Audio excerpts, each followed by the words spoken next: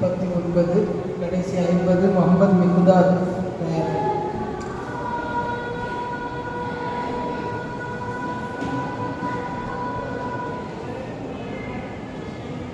أعوذ بالله من الشيطان الرجيم بسم الله الرحمن الرحيم கண்ணியத்திற்குரிய அவையின் நடுவர் தலைமை ஏற்கின்ற அவைத் தலைவர் மற்றும் எங்களை வழிநடத்துகின்ற ஹஸ்ரத்மார்கள் மற்றும் தங்கள் வருகை மூலம் அவைக்கு சிறப்பு சேர்க்கின்ற பெற்றோர்கள், ஆண்போர்கள், சான்றோர்கள், இஸ்லாமிய சொந்தங்கள், சகோதர சகோதரிகள், போட்டியில் பங்கேற்பதற்கு வருகை தந்திருக்கக்கூடிய பலதரப்பட்ட மஹல்லாவின் மாணவ மாணவிகள், இறுதியாக நல்லதொரு நிகழ்ச்சி ஏற்பாடு செய்து நமக்கெல்லாம் தீன் சார்ந்த போட்டியில் பங்கேற்பதற்கு நல்வாய்ப்பை ஏற்படுத்தி தந்த மக்தப் மதரசாவின் கூட்டமைப்பு சார்ந்த இந்திய யூனியன் முஸ்லிம் லீக்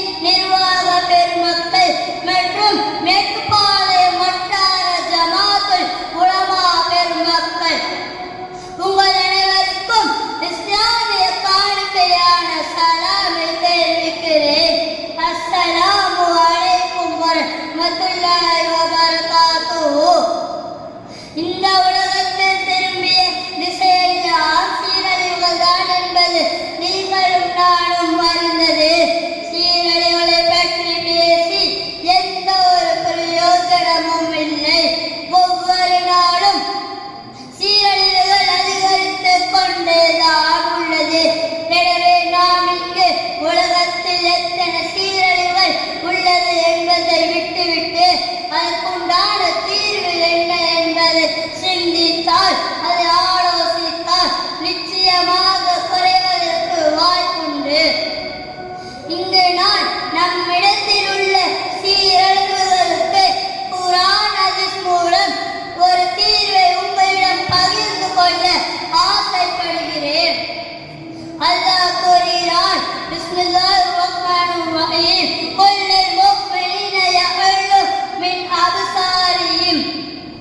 நபியே, முஃமின்களுக்கு கூறுகிறார், தங்கள் பார்வையை தாழ்த்தி செல்லட்டும். நபி ஸல்லல்லாஹு அலைஹி வஸல்லம் அவர்கள் கூறினார்கள்,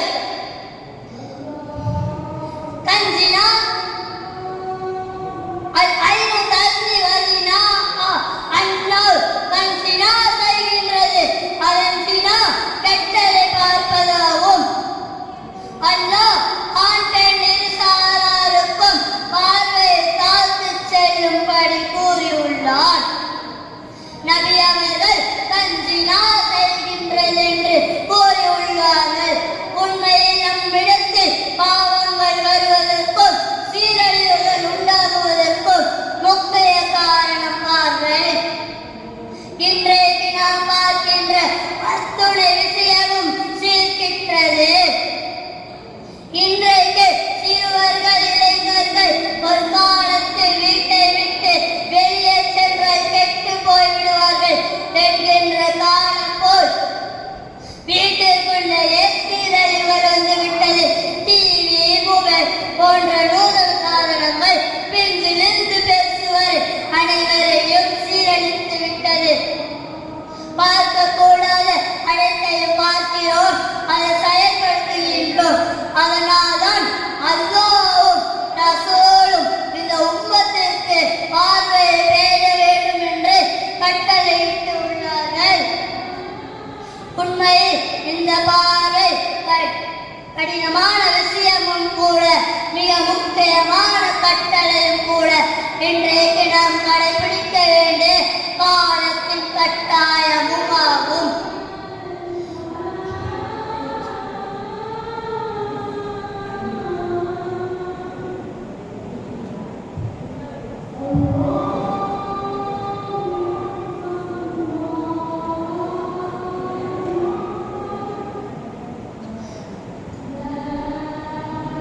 ஆனால் அல்லாஹ் பாதுகாக்க வேண்டும்.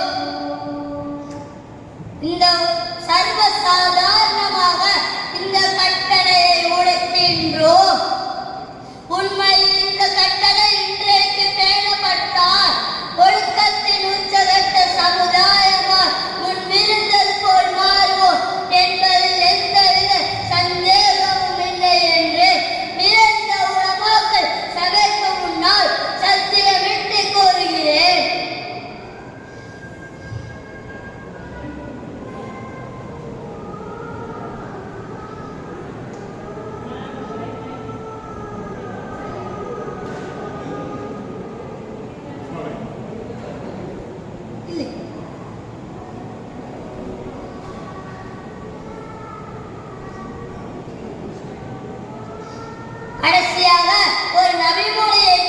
கூறிக்கொண்டு விடைபெறுகிறேன். நபி ஸல்லல்லாஹு அலைஹி வஸல்லம் அவர்கள் கூறினார்கள், பார்வை ஷைத்தானின் அம்புகளில் ஒரு அம்பாகும்.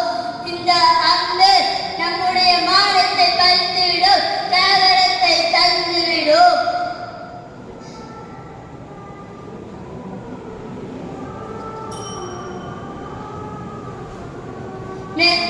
மேலும் அல்லாஹ்